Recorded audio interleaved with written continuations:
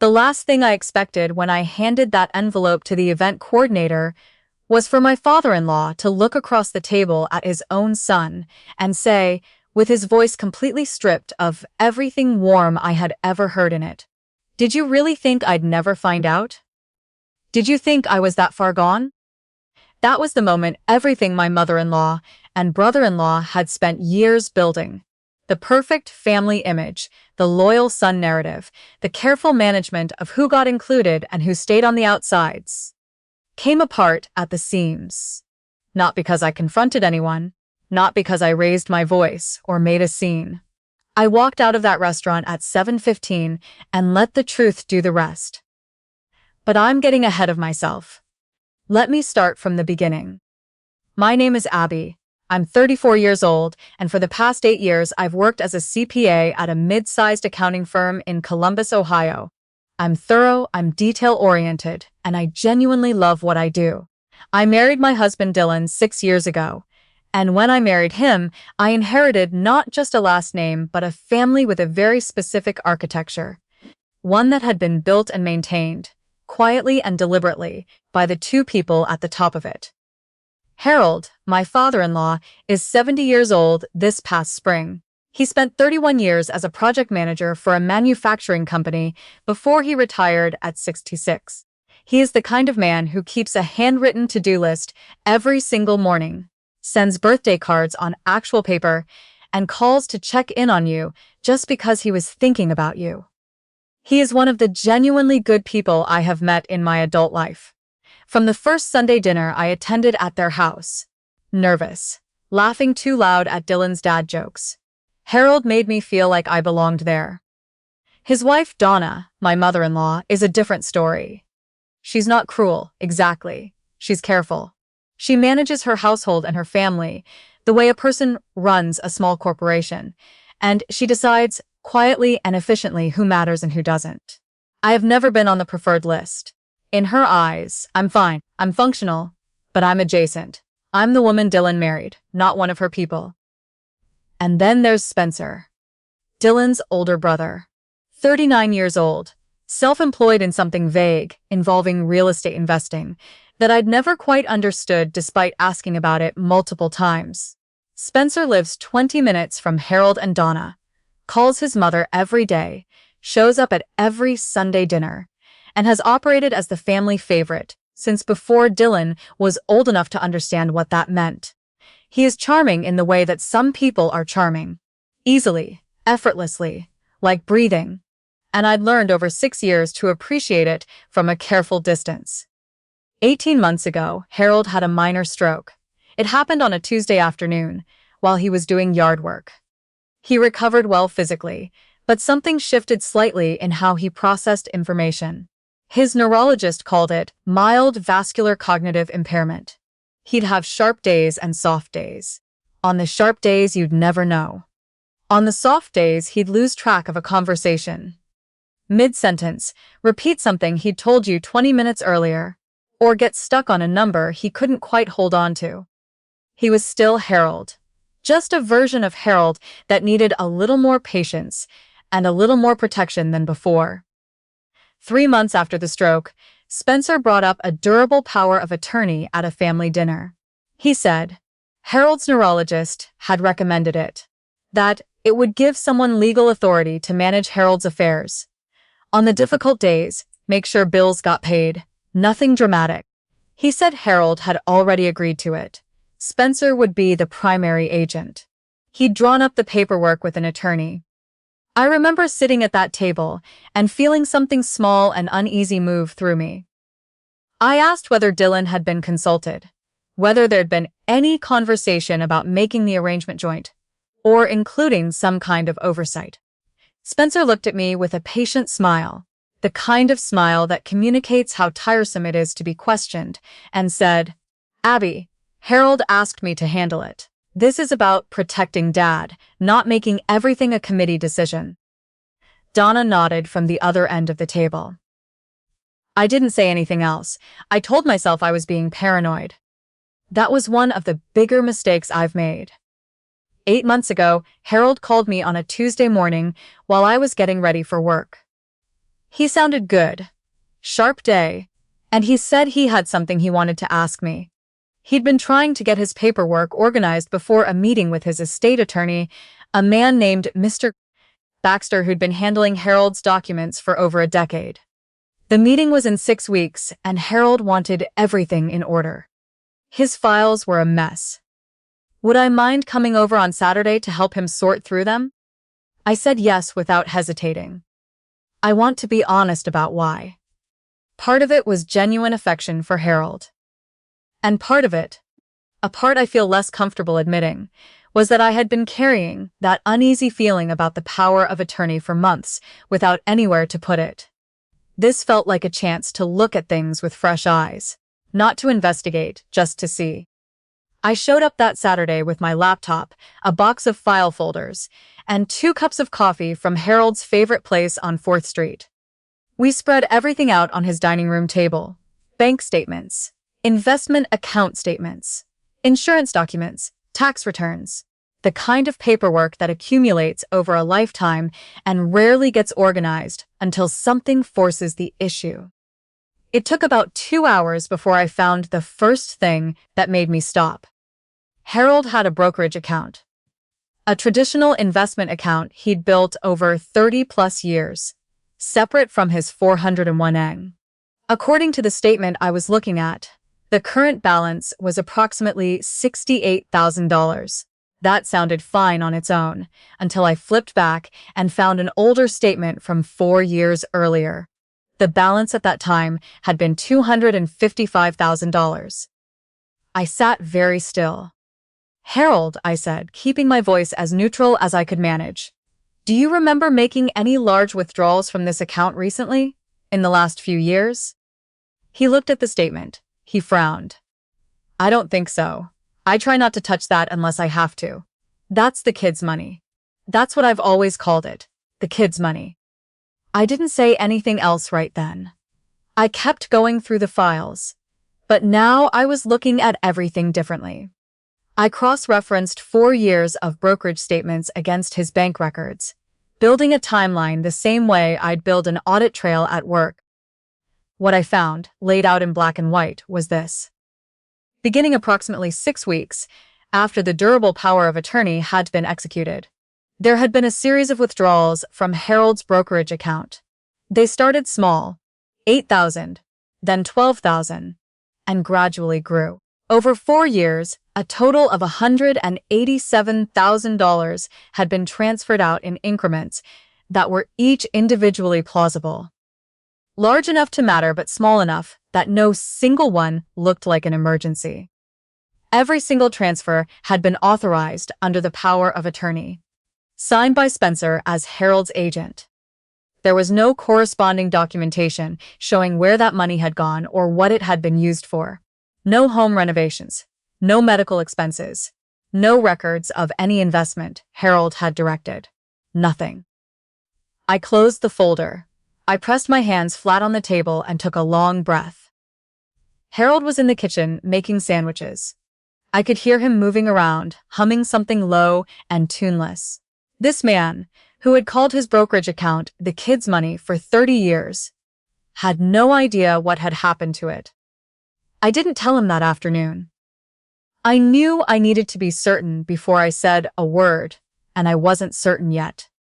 I took photographs of the relevant documents with my phone, thanked Harold for the sandwiches and the coffee, and drove home with my hands tight on the steering wheel. That night, I told Dylan everything I'd found.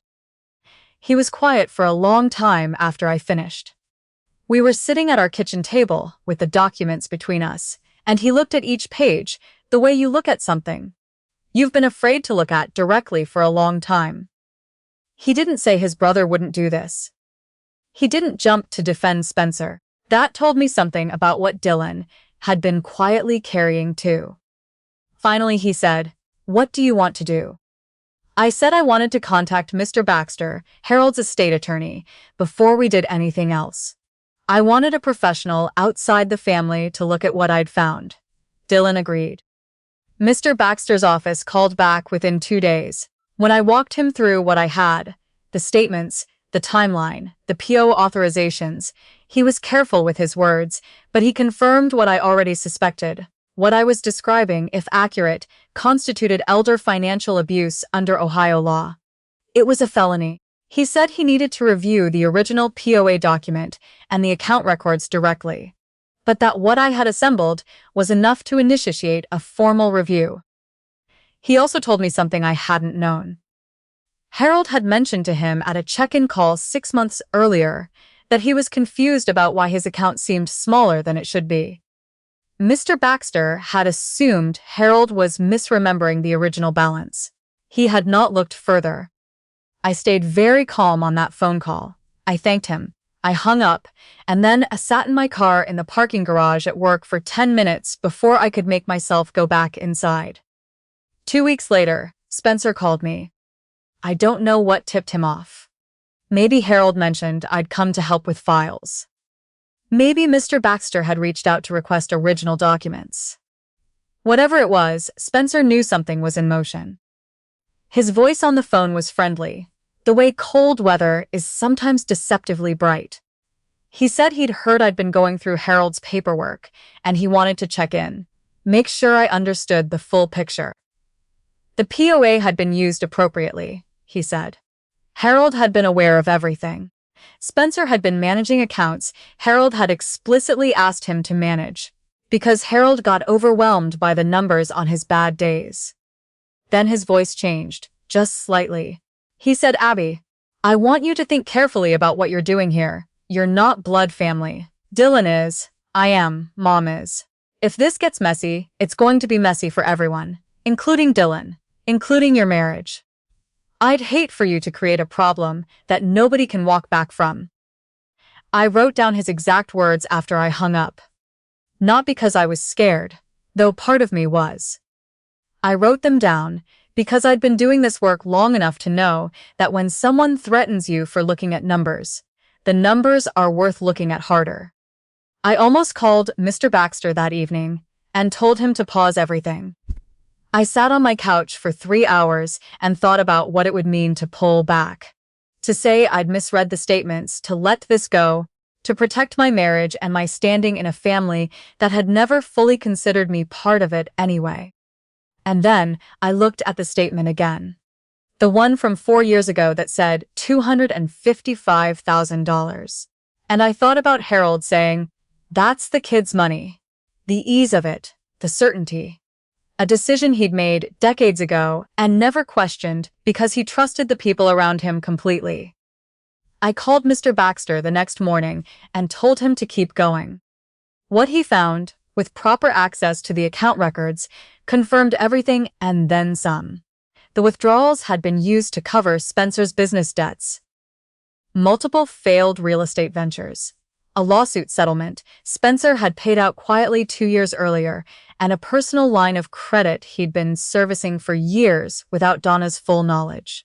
Harold had been the silent emergency fund for a financial disaster that no one in the family had been allowed to see.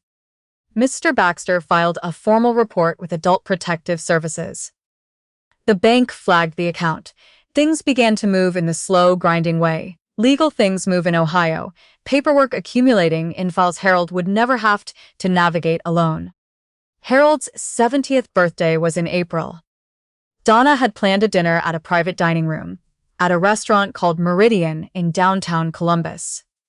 A place Harold had always loved for special occasions. 40 or so people, extended family and old friends, and Harold's former colleagues.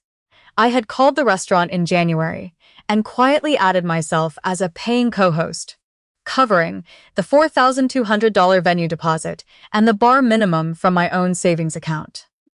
Harold had mentioned once that he wanted a real party for 70. I wanted him to have it. I also had, by April, a complete certified packet from Mr. Baxter's office. The brokerage statements with the withdrawal records flagged, the POA authorization history, a summary letter from Mr. Baxter outlining the legal findings, and a note recommending emergency protective measures to prevent further access to Harold's accounts. I'd thought about what to do with it for weeks. I thought about sitting Harold down privately and walking him through Everything. The way I'd walk a client through an audit finding. But Harold's good days and soft days were less predictable now, and I didn't want him processing something this heavy, without support around him. I thought about telling Donna. I dismissed that almost immediately. She had been in the room when the POA was proposed, and she had nodded. I thought about a family meeting. I thought about just letting the legal process run its course without any dramatic moment of reckoning. And then Spencer called Dylan the week before the party, casual as anything, and suggested he leave me at home if possible, because it was a family thing. And there'd be a lot of people Harold hadn't seen in years, and it could get overwhelming. Dylan told him I was his wife, and I was coming. On the night of the party, Dylan got a last-minute call from work, a genuine emergency, a client filing that had gone wrong and needed immediate attention. He was devastated. He told me to go ahead without him, and he'd get there as fast as he could. I told him it was fine. I arrived at Meridian at 6:45, carrying a birthday card and a small gift. Spencer was standing just inside the entrance to the private dining room, talking to one of Harold's former colleagues. When he saw me, he peeled away from the conversation and walked toward me with a smile that didn't reach his eyes. "Hey, Abby," he said. "Listen, tonight's actually for close family and Harold's oldest friends. We're keeping it intimate. You know how he gets with big crowds. Maybe you could wait in the bar and we'll come get you for dessert?" I looked past him into the room.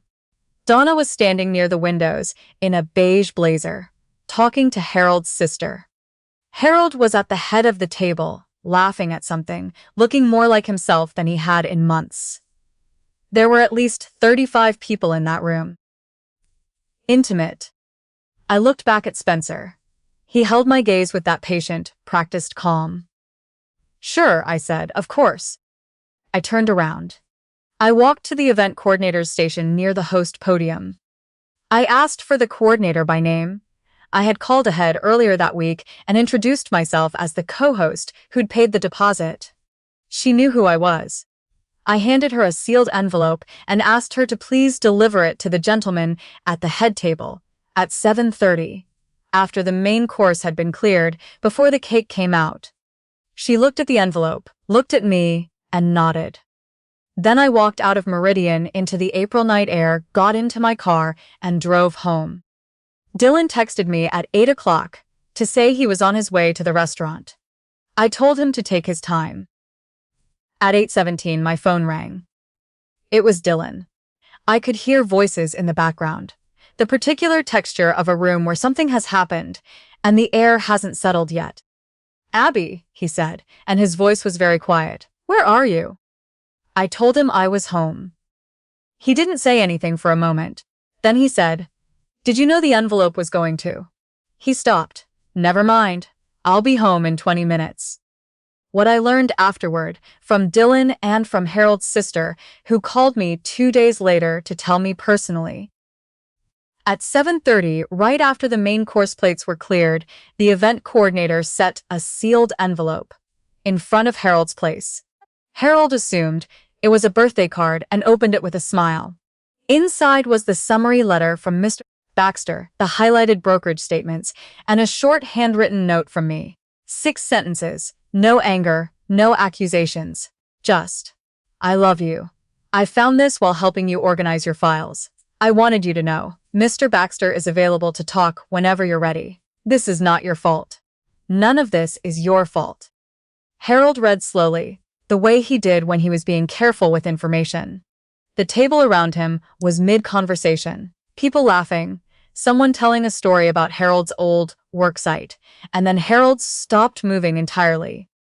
He set the papers down, picked them up, set them down again. Spencer, seated 2 chairs away, noticed first. The room went quiet in the way. Rooms go quiet when they sense something has changed in the person at the center of them. Harold looked at the brokerage statements. He looked at the POA authorization records. And then he looked at Spencer. Harold didn't raise his voice. He didn't cry. He sat very still, and this was a sharp night. His eyes were completely clear, and he said, "Did you really think I'd never find out? Did you think I was that far gone? Spencer started talking. He said the transfers had been loans, that Harold had known, that Harold had approved everything on his good days. The words came out fast and practiced. The explanation he'd been keeping ready somewhere. Donna made a sound from her end of the table. Not a word, just a sound, and looked down at her plate. Harold's sister told me later that Harold said 3 things in response. He said, "You used my signature on days when I didn't know what I was signing. You used my bad days against me. That is the last thing you will ever do with my name." Then Harold asked the server to bring him the check. When it arrived, he looked at the total, looked at his sister and said, "Who paid the deposit on this room?" His sister didn't know, but Donna did, because she looked up from the table for the first time in several minutes and said quietly, "Abby arranged it." Harold sat with that for a moment. He nodded once, slowly, like something had clarified for him that he didn't have words for yet. He said his goodbyes to the people who had come to celebrate with him, shook hands, hugged Harold's sister, thanked the server, and left the restaurant. Spencer and Donna remained at the table with the unpaid portion of the bill, and the document still sitting in the middle of it. Dylan came home that night, and we sat in the kitchen for a long time without saying very much. He wasn't angry with me. I want to be clear about that. He was grieving something. The way you grieve when a thing you suspected for years gets confirmed, and you can no longer protect yourself from knowing it. His brother was not who he had believed him to be, or maybe Dylan had believed it less than he let himself admit, and now that option was gone. The legal process moved quickly after that. Spencer voluntarily surrendered the power of attorney within the week. Under pressure from Mr. Baxter's formal complaint to the county prosecutor's office, Adult Protective Services conducted their own investigation. Ohio treats elder financial abuse as a serious felony. The potential consequences include prison time and mandatory restitution. And Spencer's attorney began negotiating immediately. I won't pretend to know exactly where it will ultimately land. But I know the process is moving, and Harold has a new, properly structured trust in place, with professional oversight and zero involvement from Spencer. 3 weeks after the birthday dinner, Harold called me and asked if I wanted to meet for coffee at that place on 4th Street. I said yes. He was already there when I arrived, sitting at a corner table with his hands around a mug. He looked tired in a way that had nothing to do with age. He looked like someone who had set down something very heavy and was still figuring out what his hands were supposed to do now. He thanked me. He thanked me for helping with the files, for being careful with what I found, for the way I'd handled it, for not confronting Spencer in a way that would have put him on guard, for not ambushing Harold with information he couldn't have processed alone without support around him. He said, "I know Donna never made this easy for you. I should have said something about that years ago." He looked at his mug, started again. "I wasn't brave enough about it. I'm sorry for that too." I didn't say it was fine because it wasn't entirely fine, and he deserved more than a polite dismissal of his apology.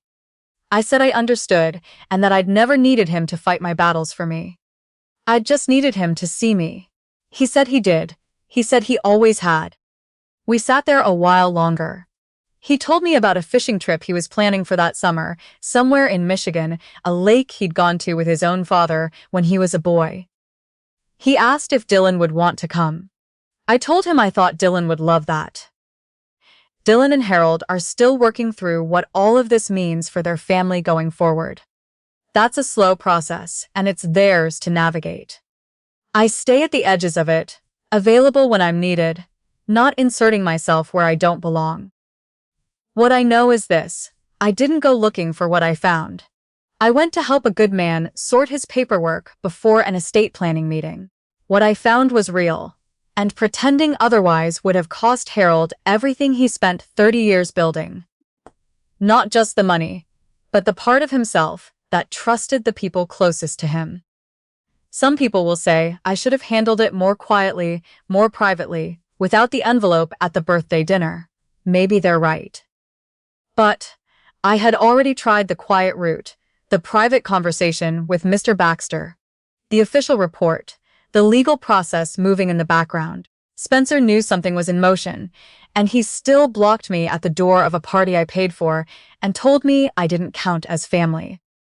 So I let the truth into the room in the only way I had left. I don't regret it. Harold's money won't all come back. Some of it is gone in ways that are genuinely unrecoverable. But what remains is protected now, and he knows it. His name is protected. The version of himself he was on the days when he couldn't track numbers or remember what he'd signed. That version of him has someone in his corner now, who isn't going to use it against him. That has to count for something. I think it does. What would you have done if you found what I found in those files? I genuinely want to know. Leave it in the comments below. And if this story hit close to home, don't forget to subscribe. There are more stories here, and some of them are yours too.